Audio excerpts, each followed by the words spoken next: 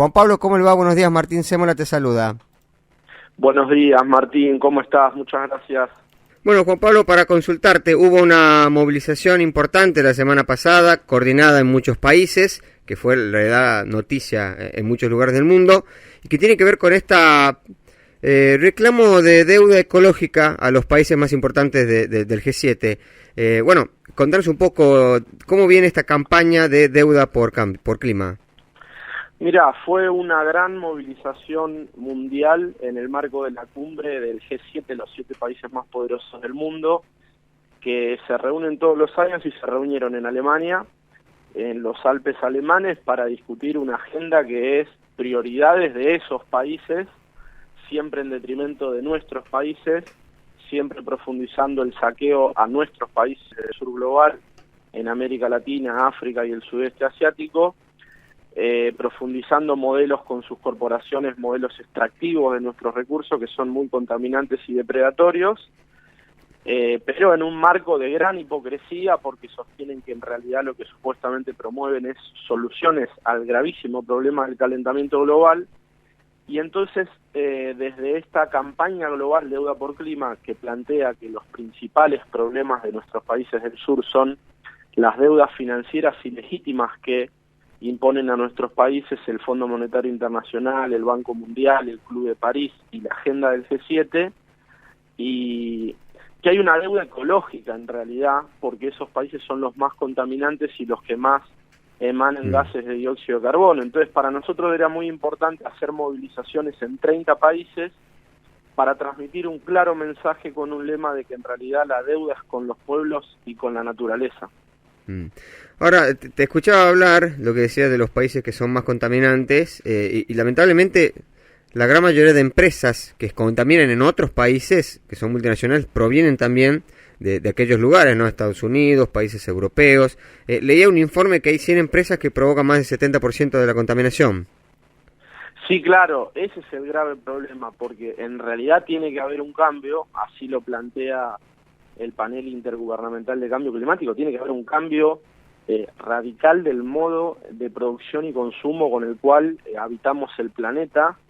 Las causas del calentamiento desde la revolución industrial en adelante son causas de la acción humana, de la industria fósil, gas, petróleo y carbón, y ese dato que vos decís es que en realidad 100 corporaciones en el mundo son los responsables del 71% de la emanación de gases de dióxido de carbono. Entonces son los responsables de la destrucción del planeta, de la contaminación del aire, del aumento de la temperatura promedio, y quienes van a padecer las mayores consecuencias de los efectos graves del calentamiento global son los países más empobrecidos, no los más pobres, los más empobrecidos y saqueados. Entonces, este movimiento de Deuda por Clima quiere llegar a fin de año a la cumbre mundial sobre el clima en Egipto, dando una discusión de que en un escenario muy grave de calentamiento global y de aumento de la temperatura y de escenarios graves de efectos climáticos o eventos climáticos extremos, es criminal sostener procesos de endeudamiento de deudas ilegítimas como el de Argentina, que es una estafa, no es una deuda, es una estafa con complicidad entre funcionarios del Fondo Monetario Internacional en violación con su propio estatuto, que se prestó el mayor préstamo al gobierno de Macri para ver si ganaba las elecciones con apoyo de Trump en ese momento, y esos 44.000 millones de dólares se destinaron en su totalidad a la fuga, con lo cual es una deuda odiosa, una estafa. Son casos que se repiten en la mayoría de los países del sur global, casos de estafa, de endeudamientos en América Latina, crisis sociales, crisis económica en África también, en Sudáfrica, en Costa de Marfil, en Zambia, en Nigeria. En el sudeste asiático hay una grave crisis de países como Sri Lanka o Indonesia, que tienen graves crisis económicas con lo que se llama crisis de deuda, que es si tu país tiene que destinar la mayoría cantidad de recursos no a resolver problemas sociales o económicos, no a resolver los problemas de deuda interna de cada uno de esos países, sino a pagar estafas, bueno, es un grave problema, como está pasando en Sri Lanka, que es el primer país en entrar en crisis por endeudamiento. Claro. Juan Pablo, bueno, te escuchaba hablar de este endeudamiento ilegal de la República Argentina, que, en ciertos puntos sí coincidimos, por supuesto, en ese tema. Es una deuda que no se tendría que haber tomado en ningún momento. Se ratificó justamente la deuda, el pago de la misma y un plan coordinado con el Fondo Monetario Internacional, firmado por el ministro de Economía Martín Guzmán, que acaba de renunciar el fin de semana. ¿Qué balance puedes realizar de ello que ha ocurrido justamente en esa gestión de Martín Guzmán con el Fondo Monetario? Una balance muy crítico. Creo que Guzmán tenía un discurso inicial de que no iba a ceder soberanía, de que había cuestiones que eran innegociables y que una de esas cuestiones innegociables, dicho en sus propias palabras, era no permitir la presencia de una comitiva del Fondo Monetario supervisando nuestra economía, nuestras decisiones económicas. Tanto Martín Guzmán como Alberto Fernández hicieron un documento muy crítico hacia el Fondo Monetario por esta estafa que llevó adelante el gobierno de Macri, pero después de todo un proceso que derivó en el nuevo acuerdo con tasas enormes de un pago que ahora tenemos que hacer, que es tomar una nueva deuda para pagar una estafa.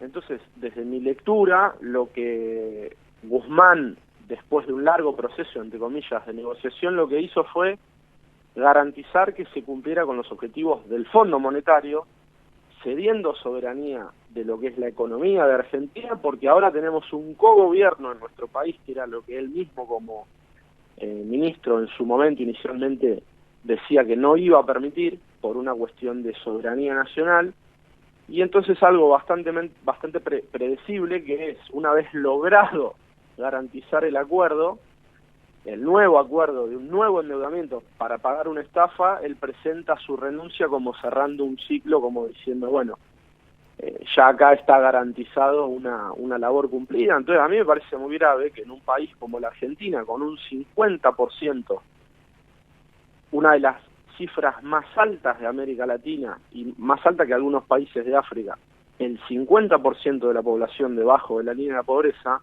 un ministro de Economía no haya ni siquiera mencionado la palabra pobreza como objetivo para realmente tomar en serio lo que es la situación social de la Argentina, para decir, la prioridad de la Argentina no tiene que ser pagar una estafa financiera, sino revertir la situación de grave pobreza e indigencia que hay en la Argentina. Entonces, por lo menos, la nueva ministra menciona que la situación de la pobreza es un caso grave y que hay que destinar políticas de Estado para resolver ese grave problema. Me parece que es un economista que proviene de la formación de universidades norteamericanas, que proviene de la escuela que se llama los economistas que trabajan, entre comillas, las crisis de deuda, pero me parece que terminó jugando un papel a favor del Fondo Monetario, cediendo soberanía de la Argentina en esa supuesta negociación. No se dedicó a otra cosa que no sea garantizar ese acuerdo, y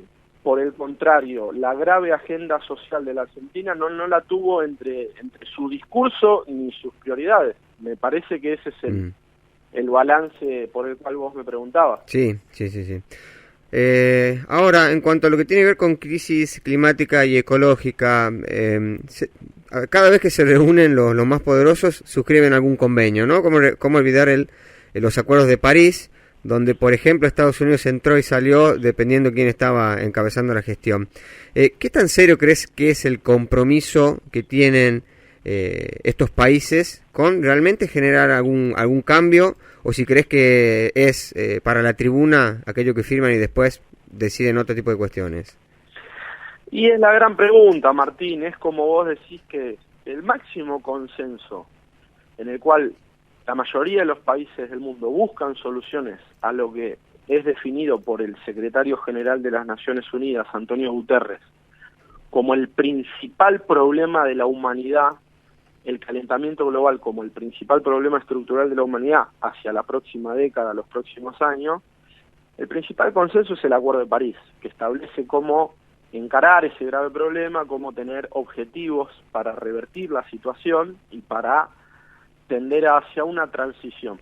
Y lo que vos mencionás es que los principales sectores de poder real, los grupos más poderosos, no están dispuestos a ceder las ganancias extraordinarias que da la matriz fósil de gas, petróleo y carbón, y esa es la gran discusión. Uno de los ejemplos que vos mencionaste es Donald Trump, cuando fue presidente de Estados Unidos, hizo campaña sosteniendo un discurso que decía que el calentamiento global era un invento y no existía, pero tenía por detrás a los intereses de lo que es la derecha norteamericana, las corporaciones petroleras norteamericanas, que tienen la intención de sostener ese discurso. Entonces me parece que por ahora no hay un compromiso real de los principales países, los países poderosos, de revertir esta situación. Bien. Y tampoco hay, lo que reclamamos, para cerrarte la idea, intención de garantizar cubrir la deuda ecológica. Nosotros, los países que menos contaminamos, según el Acuerdo de París, tenemos que recibir un fondo de subsidios para transiciones justas de nuestras matrices energéticas. Ese me parece que es el principal objetivo. Bien. Juan Pablo, muy amable por su tiempo, muchísimas gracias. Muchísimas gracias, Martín, un gran abrazo. Bien. Hablamos con Juan Pablo Olson, sociólogo ambientalista.